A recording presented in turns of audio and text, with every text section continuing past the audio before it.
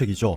일명 아베노믹스로 엔화의 가치를 낮춰서 국제무역시장에서 일본의 수출 기업들의 가격 경쟁력을 높여주고, 이를 통해서 수익이 높아진 일본 기업들이 일본 내 고용을 늘리도록 하는 선순환 고리를 꿈꾸었죠. 그럴싸한 소리지만 실제로는 별것 아닙니다. 일본의 중앙은행이 엔화를 공장에서 A4 용지를 만들어내듯 무작정 찍어내서 엔화의 가치를 낮춰놓기만 하였지, 일본 경제 곳곳에서 문제가 발생하기 시작하였습니다. 우선 가장 중요한 것이 일본의 물가가 오르지 않고 있다는 것이죠. 돈을 찍어냈으며 그만큼 화폐의 가치가 낮아지기 때문에 물가가 올라야 하는데, 최근 일본의 물가 상승률 추이를 보시면 우리가 흔히 볼 수 있는 놀이터에서 미끄럼틀과 비슷한 각도로 하락하고 있습니다. 일본의 중앙은행을 비롯해서 미국, 유럽, 한국 등 대부분의 선진국들 중앙은행이 목표하는 물가 상승률은 2%입니다. 안정적으로 2% 근처의 인플레이션을 유지하는 것이 GDP 성장률을 올리는 것만큼 가장 중요한 경제 문제 중 하나인데요. 일본이 완벽하게 깔끔하게 말아먹고 있는 것을 확인하실 수 있습니다. 일본의 GDP는 6천조 원 정도인데요. 1년에 중국, 미국, 한국 등에 수출하는 규모는 800조 원에 불과합니다. GDP 대비로는 15%도 안 되는 비중으로 내수 시장에 대한 의존도가 절대적으로 높기 때문에, 특히나 일본의 물가 상승률이 하락하면 일본 기업들과 경제에 치명적인 타격일 수밖에 없습니다. 여기 차트를 보시면 지난 1990년 이후 일본의 부동산 버블이 터져버리면서 집값과 금리가 동시에 낮아지기 시작하였는데요. 현재 상황과 매우 비슷한 것을 확인하실 수 있습니다. 이런 현상이 지속되면서 5년 만에 일본의 생명보험회사 7개와 손해보험회사 1개가 도미노 무너지듯 줄줄이 파산하며 일본 경제에 역사적인 충격을 주었습니다. 지금은 당시보다 더 낮은 금리, 마이너스 금리까지 와버렸고, GDP 대비 정부의 부채 비율은 당시 70% 정도에서 현재는 238%까지 3배나 폭등해버린 상황이죠. 버블이 터졌을 때 타격이 훨씬 더 클 수밖에 없다는 것인데요. 구로다 일본은행 총재는 이렇게 심각한 상황 속에서 일본이 추가로 완화 정책을 사용할 수도 있다라는 발언을 해버리죠. 이렇게 말도 안 되는 소리를 하니 즉각 반응이 옵니다. 미국의 신용평가기관 S&P는 일본에 이러한 경고를 보내죠. 일본 중앙은행이 마이너스 금리를 더 내리면 그렇지 않아도 이미 어려움을 겪고 있는 일본 은행들에게 훨씬 더 큰 고통을 줄 것이며, 지역 은행들은 최악의 타격을 입을 것이다 라고 강하게 비판하였습니다. 이렇게 혼란한 시국에 일본의 최악의 호우 피해까지 겹치며 다수의 인명피해가 발생하였는데요. 고노다로 방위상은 자신을 아메 오토코, 즉 비를 부르는 남자라며, 내가 방위상이 되고 난 후에 벌써 태풍이 3개나 왔다 라는 발언을 해 논란이 되고 있고, 또 아베 총리의 최측근인 하기우다 문부과학상은 농어촌 학생들이 대도시로 나와 시험을 봐야 하는 것이 너무 부담된다는 말에 분수에 맞게 일반적으로 상식이라고 생각되고 있는 것은 정말 옳은가? 라고 말입니다. 그는 그동안 수차례 충돌을 반복해온 한일 관계지만 이번만큼은 심각성이 다르다며, 통계 데이터를 통해 분석하고 철저히 검증함으로써 결론으로 제시되는 숫자뿐만 아니라 그 숫자가 어떻게 산출되었는지에 눈을 돌려 진실을 밝히겠다고 말했습니다. 그는 2019년 7월 일본의 수출 보복 조치로 한일 관계가 악화하였으며, 이는 단순한 경제 갈등에 머무르지 않는 기세로 더욱더 악화하고 있다고 말했습니다. 그리고 지금까지 많은 전문가가 경제면과 군사면에서 미치는 영향을 분석해왔으나, 둘러보면 관광으로 인한 경제적 영향은 숫자로 제대로 분석되지 않은 것 같다라며, 과연 일본은 어느 정도의 피해를 입었는지 한번 분석해보겠다고 말했습니다. 일본 정부 관광국의 방일 외국인 수에 따르면 19년 8월 방일 한국인 고객 수는 30만 8,700명으로 전년 대비 48% 감소하여 관광 침체를 나타냈습니다. 또 10월 중순에 드러난 9월의 최신 데이터에서는 20만 1,200명으로 전년 대비 58%가 감소하여 이런 상황이 더욱 악화하고 있다고 전했습니다.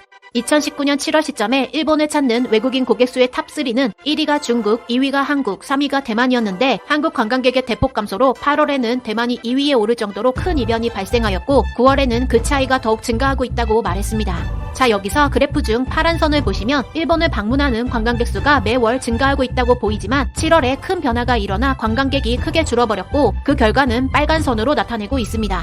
7월 이후에 있는 푸른 점선에 주목해주시면, 이것은 한일 관계에 큰 변화가 일어나지 않았을 경우 과거의 실적을 통해 산정된 방일객 수입니다. 즉, 본래 같으면 점 C 정도의 관광객 수가 있어도 이상하지 않은 것이죠. 그러나 점 B에 그쳤다? 이것이 바로 한일 관계의 악화, 즉 그러한 큰 변화의 영향으로 인해 본래는 점 C에 있어야 하는 게 점 B까지 차이가 생겼다고 봐야 하는 것이 맞으며, 한국의 영향력은 이 정도로 크다고 그는 말했습니다. 그러면서 그는 많은 일본인이 알다시피 최근 5년간 방일 외국인 수는 늘어나고 있는 추세고, 이로 인해 외국인 관광객을 대거 불러들였다며, 이것이 바로 아베 정권의 성공 사례의 한 가지가 되어버렸지만, 그러나 그것은 1년 전과 비교했을 때 상승 경영에 의한 증가분을 고려하지 않았기에 그렇게 말할 수 있는 것이다라고 지적했습니다. 그러면서 그래프를 분석해본 결과 2019년 7월은 11.1만 명, 8월은 34.7만 명, 9월은 39.5만 명의 한국인이 방위를 포기했다는 계산이 나온다라며, 다만 이 숫자는 계절 변동을 제외하고 있으니 계절 변동을 제외하지 않은 것으로 계산하면 실제로는 7월은 10.3만 명 감소, 8월은 32만 명 감소, 9월은 46.4만 명 감소라는 계산이 될 것 같다라고 밝혔습니다. 그럼 한국인 관광객이 총 88.7만 명이나 줄어든 충격은 얼마나 될까요? 그것은 일본 정부 관광국으로부터 방일 외국인의 소비 동향이라는 제목의 리포트를 통해 알 수 있습니다. 이 리포트는 20개국의 외국인 관광객 중 한 명당 여행 지출 비용과 평균 숙박수 등을 나타냅니다. 이에 따르면 방일 한국인의 평균 숙박수는 4.4박이고 이들의 여행 지출은 78,084엔으로 이 중 숙박비는 24,974엔, 음식비는 19,961엔, 그리고 교통비는 7,636엔, 오락 등 서비스비는 3,917엔, 쇼핑 대금 21,549엔, 기타 47엔이라고 합니다. 이를 가지고 계산한 결과 약 693억엔이 한국 관광객이 일본을 찾지 않아 본래 발생할 것인데 발생하지 않았던 여행 지출이라고 합니다. 그러나 이것은 단지 3개월만 계산한 금액이니까 19년 말까지 현재 상황이 계속된다면 그 금액은 1,000억엔을 넘길 것이라는 계산이 나온다고 합니다. 지난 8년간의 방일 외국인 여행 소비액은 총 4.5조엔으로 이 중 한국은 5,876억엔을 차지하기에 이로 인해 일본 경제는 적지 않은 영향이 있을 것으로 전망된다고 전했습니다. 그러면서 그는 통계치를 객관적으로 계산한 끝에 너무나 슬퍼져서 평소보다 다코야키를 많이 샀다라며 앞으로 1,000억엔이 넘는 눈덩이 같은 피해가 올 것이라고 예상은 되지만 외교는 외교라며 의연한 태도도 필요하다라고 전했습니다. 그러나 방일 한국인이 줄어든 것으로 일본 관광 산업이 큰 타격을 입고 있는 것 또한 사실이다라며, 제 고향은 오사카인데 추석에 귀성했을 때 길을 걸었더니 평소보다 사람이 적게 느껴져서 놀랐고, 원래는 한국인들이 가득 차 있었을 오사카인데 그들이 없는 모습을 보자 슬퍼져서 평소 같으면 다코야키를 8개 정도만 사 먹는데 12개를 사버렸다라고 전했습니다. 그러면서 마지막에는 일침을 날렸는데요. 이럴 때일수록 정치 성향이 좌이든 우이든 상관없이 집에서 댓글만 쓰고 있지 말고 일본 경제를 위해 관광에 돈을 좀 쓰라라고 지적했습니다. 객관적인 데이터가 나오자 망연자실해져 버린 일본이 앞으로 이와 같은 재건에 나선다고 해 가져와 봤습니다. 한번 보겠습니다. 한국과 일본의 국경에 위치한 대마도는 작년 41만 명이라는 엄청난 관광객이 밀려들었지만 현재는 90%라는 막대한 타격을 입으면서 한국의 의존도가 너무 심했다라는 반성과 함께 일본 관광객을 유치한다고 합니다. 그러나 일본 내에 갖가지 홍보를 해도 방문객은 손에 꼽을 정도로 적은 숫자만 방문한다고 하는데요. 그 이유는 일본 큐슈 본토로부터 130km가 떨어져 있는 섬이기 때문에 쉽게 오지는 못한다고 합니다. 참고로 한국은 부산에서 50km이기 때문에 한국에 의존할 수밖에 없는 구조죠. 이런 이유로 일본인 관광 활성화가 쉽지 않은 건데요. 이번에 올해 세 번째로 대마도에서 10월 19일에 국경 사이클링 인 대마도가 열렸다고 합니다. 대마도를 남북으로 나눠 종단하고 명소와 볼거리를 보여주는 123km가 되는 매력적인 구간이라고 하는데요. 스포츠 여행가 후쿠다 씨는 게스트로 참여했는데 섬의 다양한 표정을 느낄 수 있는 멋진 대회라고 칭찬하고 대마도 관광의 잠재력을 증명하는 이벤트다라고 말했다고 합니다.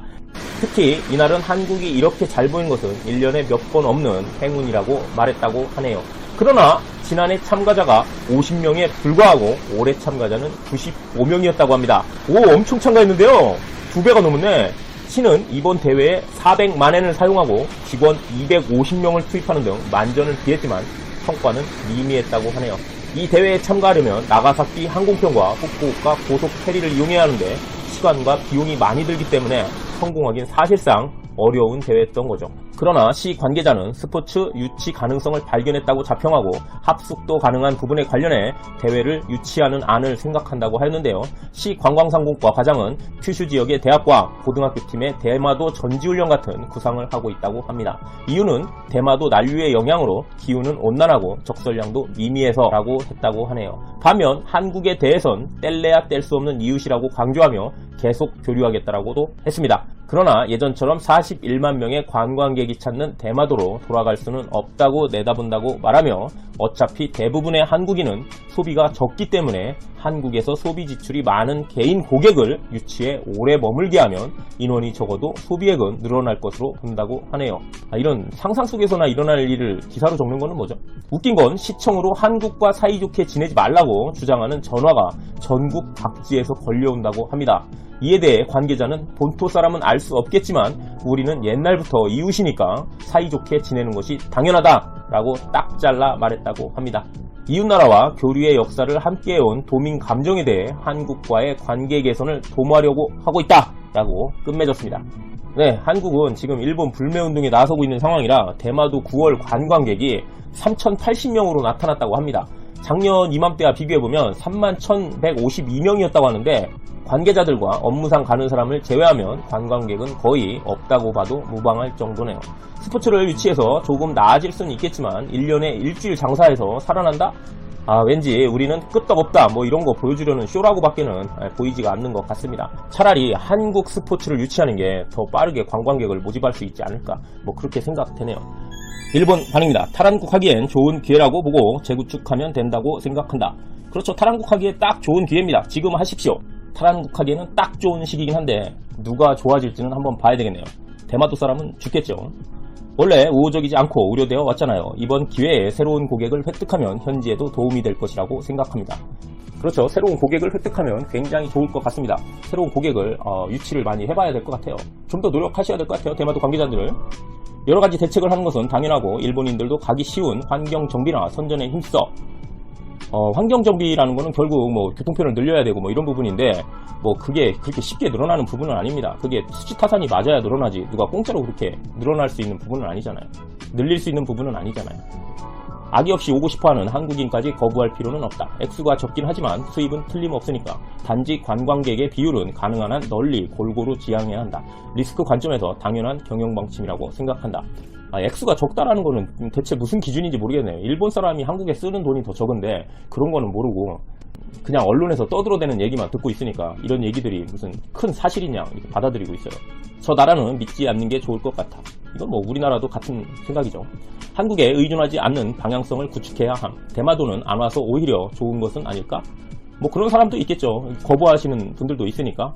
안 와서 좋은 사람도 있고 가야 좋은 사람도 있고 그건 뭐 상대적인 거라 알 수가 없네요. 대마도는 항공편 직객에 어정쩡하다고 생각하는 사람들의 비율이 높다. 그렇다면 안개로 결항이 줄어드는 대책을 현이나 국가에 요구하고 있는가 하면 하지 않고 있다. 생각을 바꿔주시기 바랍니다. 안개로 결항이 얼마나 많은지는 모르겠는데 그거 바꾼다고 해서 관광객이 늘어난다는 건가요? 진짜 생각을 해봐야 되겠네요. 이런 부분은. 이렇게 말하는 활동은 멋지다. 나는 한국과는 사이좋게 지내지 말라고 생각하지는 않는다. 다만 한중은 거국적으로 불매하기 때문에 그곳은 생각하지 않는 것이 좋다고 생각한다. 뭐 이럴 수도 있어요. 이게 활동이 멋진 건 아닌데 스포츠 유치는 좀 괜찮을 부분이기도 합니다. 그러나 일본에서 가기가 너무 멀고 돈이 많이 들기 때문에 어차피 관광객도 못 가는 곳을 대회를 유치한다고 해서 갈 수가 있나요? 쉽지 않죠. 그러면은 정말 전국 대회 정도 가지고는 안 될 것 같고 세계적인